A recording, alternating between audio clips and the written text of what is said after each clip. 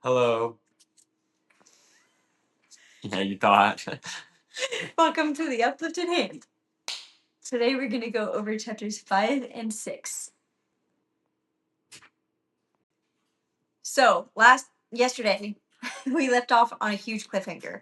If I perish, I perish. So they fasted for the 3 days, and 3 days later, she puts on her royal robes, and she walks into the inner court of the palace. And she's not just walking into a meeting, she's entering the throne room of the most powerful ruler on the earth without being invited. And the law is clear that if the king does not extend his golden serpent or scepter, goodness, basically, same thing, she could be executed. The guard knows it, she knows it, the king knows it. And the king's one movement changes everything. He sees Esther and extends his golden scepter. Now, just like that, death turns into mercy. But we have to remember that Esther still hasn't asked for anything yet. Now, the king immediately asks her, "What is your request? Even up to half of the kingdom, it will be given unto you." This is the moment we've been waiting for, right? She's finally safe. She has the king's attention. She could expose Haman right now, but she doesn't. Instead, she invites the king and Haman to a banquet. And during the banquet, the king asks her again, "What do you want?" But she waits again and she asks him and Haman to come back tomorrow. And the Bible never tells us why she waited another day, but that decision creates space for one of the greatest points in the entire story. Sometimes faith isn't only knowing when to speak, but sometimes it's about trusting the Lord's timing enough to wait. So now in verses 9 through 14, we see Haman leaving the banquet feeling incredible. So we got to think about his life for just a moment. He's second only to the king. He has wealth, he has power, he has honor. And now the queen herself has invited only him and the king to a private banquet, not just once, but twice. Anyone would feel satisfied. But then he sees Mordecai still standing, still refusing to bow. And Haman says something that reveals his heart. "Yet all this avails me nothing so long as I see Mordecai the Jew sitting at the king's gate." Isn't that amazing?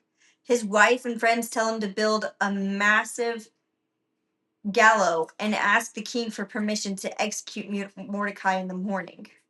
So we saw one man stealing the joy from every blessing Haman already has.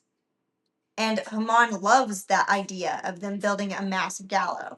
And he goes to bed convinced that tomorrow will be the greatest day of his life. Then we go through Esther 6, verses 1 through 3. The Bible gives us one of the simplest verses in the whole book. That night, the king could not sleep. No angels appeared, no miracles announced. The king just simply can't sleep. And he asks for the royal records to be read. And out of all the events recorded over the years, he happens to read about Mordecai exposing the assassination plot.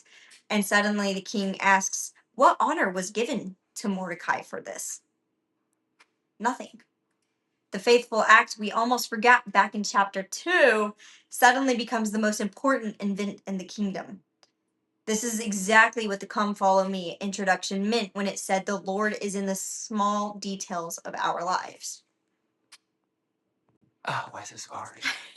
So now, verses 4 through 11, now the timing becomes almost unbelievable. At that exact moment, Haman walks into the palace. Why? Because he came to ask for permission to kill Mordecai.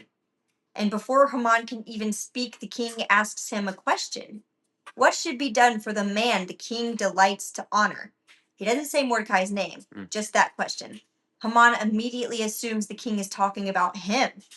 So he describes his dream: royal robes, the king's horse, a parade through the city, public honor. Then comes one of the greatest plot twists in scriptures. The king says, "Excellent. Go do exactly that for Mordecai."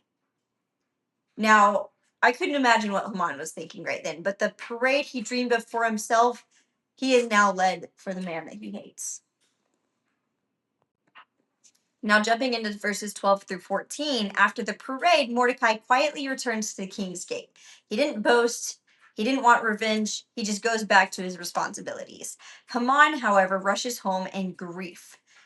So this time, even his own wife and advisors see what's happening. They tell him, if Mordecai is of Jewish descent, you will surely fall before him. Now let's think about that. Yesterday, they encouraged Haman to build the gallows. And today, they're warning him that his downfall has already begun. And before Haman can even respond, the king's servants arrive to escort him to Esther's second banquet. Haman believes he's walking into another honor, but he has no idea he's walking into the judgment. Again, we're left on another cliffhanger. And I'm so excited to see what tomorrow brings. But let's jump into the come follow me for today. We gotta look at pride and anger can lead to downfall again. We gotta notice that Haman's downfall didn't begin when he lost his position. It began much earlier. It began the moment his pride became more important than gratitude. Come follow me invites us to watch Haman's feelings, his words, and his action, where pride became anger. Again, anger became hatred, and hatred became destruction, just like before. So we have to ask the question, what is growing in my own heart? Am I becoming more like Haman, who is consumed by what they don't have? Or like Esther, learning to trust the Lord's timing even when you can't see the whole picture? So that's where we're going to leave off today, and I'm excited to see where the cliff hangs tomorrow. Dang. Oh my gosh. Yeah, tomorrow we're going to go over chapter 7 and 8.